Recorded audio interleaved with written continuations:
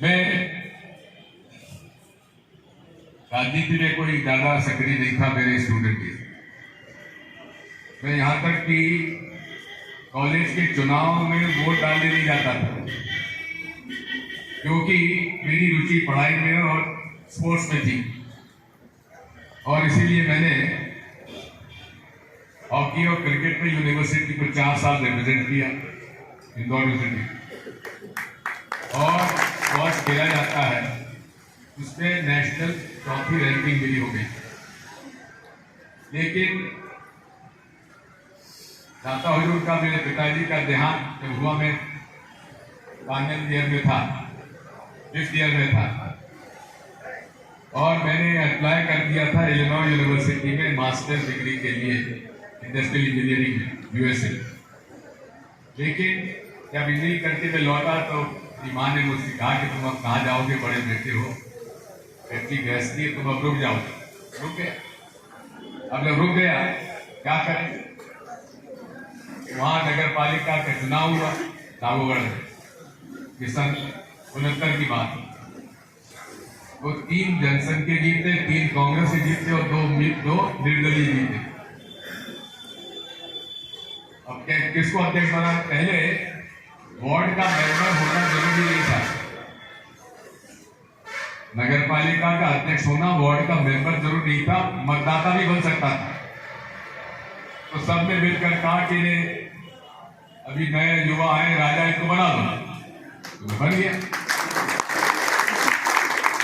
जनसंघ का समर्थन, कांग्रेस का समर्थन और निर्दलीय के समर्थन, 8 का समर्थन निर्विरोध बन गया। उसके बाद महाराज माधवराव जी महाराज जनसंघ से यहाँ चुनाव लड़े, उसके पहले भी, और उसके पहले से राजमाता साहब ने मुझे ये कोशिश की कि मैं जनसंघ में जाऊं। तो आरएसएस के लोगों ने मेरे को घेरा। कुशाभाऊ ठाकरे साहब मेरे घर आए, कैलाश सारंग जी को भेजा और मुझे गुरु गोलवलकर जी की पुस्तकें दी पढ़ने के लिए। और ये मैं इसलिए बता रहा हूं क्योंकि हमारे गुरु साहब पंडित कैलाश शर्मा और दिग्विजय सिंह की टिकड़ी हुआ करती थी, उन्होंने याद दिला दी, तो मैं बताना आवश्यक है। उस समय यादव पांडे उसे नहीं थे वाले साहब। तो बात ये हुई कि देर पीछे पड़े कि साहब आप आरएसएस में आओ। एक दिन उनके कार्यक्रम में भी गए। मेरे पिताजी सन 40 से खादी पहनते थे। कांग्रेस की सदस्यता उन्होंने ले ली थी और 47 तक वो कांग्रेस में रहे। लेकिन जब महात्मा गांधी ने कांग्रेस के लिए कहा कि अब इसको रचनात्मक कार्यों में डालना चाहिए, इसे राजनीति में नहीं पढ़ना चाहिए, तब उन्होंने इस्तीफा कांग्रेस से दे दिया और सन 52 में चुनाव लड़े निर्दलीय।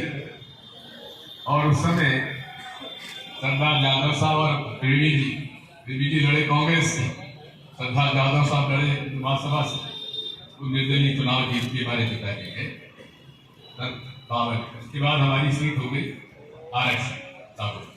तो मैं जो बता रहा था आपको कि कैलाश सारंग जी की ड्यूटी लगी के साथ दिग्विजय सिंह को दौरा कराइए। मुझे राजगढ़, शाहजहांपुर, मंदसौर का दौरा कराया। इसी बीच में गोविंद नारायण सिंह जी यहाँ शिकार खेलने आया करते थे, वो मुख्यमंत्री थे। उनको मालूम पड़ा कि मुझे घेर कर जनसंघ में ले जाया जा रहा है। उन्होंने कहा, देखो तुम बिना सोचे समझे कोई पार्टी में मत जाओ, अध्ययन करो, विचारधारा का अध्ययन करो।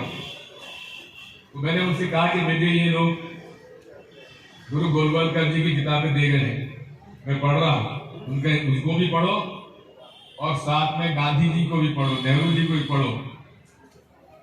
और रामधारी सिंह दिनकर बहुत बड़े कवि हुए हैं, राज्यसभा के मेंबर भी हुए हैं। उनकी किताब है संस्कृति के 4 अध्याय, उसको भी पढ़ो। ये देश क्या है, विश्व क्या है, धर्म क्या है उसको पढ़ो। मैंने गुरु गोलवलकर जी भी पढ़ा, महात्मा गांधी को भी पढ़ा, पंडित जवाहरलाल नेहरू को भी पढ़ा, और मैंने रामधारी सिंह दिनकर जी को भी पढ़ा। मैं बचपन से 4.5 साल का था तब मुझे बोर्डिंग में डाल दिया गया, 4.5 साल, और तब से बोर्डिंग में रहा। वहां पर हिंदू मुसलमान सब इकट्ठे रहते थे, ईसाई को टाइम लगता, मस्जिद में हो जाते थे, मंदिर में हम लोग जाते थे, साथ खेलते थे, साथ खाते थे। मुझे बात समझ में कुछ आई नहीं, भैया इतने मुसलमानों के खिलाफ क्यों है? मेरे तो अच्छे दोस्त थे, साथ साथ हॉकी खेलते थे, क्रिकेट खेलते थे, स्कूल में साथ पढ़ते थे, मस्ती करते थे, तो मुझे बात समझ में नहीं आई। फिर मैंने गांधी जी को पढ़ा, और गांधी जी की क्यों हत्या हुई ये जानकारी भी मुझे थोड़ी बहुत थी। नाथूराम गोडसे ने हत्या की थी, क्यों की थी? क्योंकि वो उन्हें हिंदू विरोधी मानते थे, जबकि वो सनातन धर्म के पालन करने वाले थे। और सनातन धर्म क्या है? जैसा कि हमारे अग्रवाल जी ने कहा, सनातन धर्म अद्वैत शंकराचार्य जी का वही है, जो सभी धर्मों का सम्मान करे, वही धर्म है। जो सभी धर्मों का सम्मान करे हुए अद्वैत है। और यही शंकराचार्य जी ने आज से 2500 साल पहले संदेश दिया था कि वही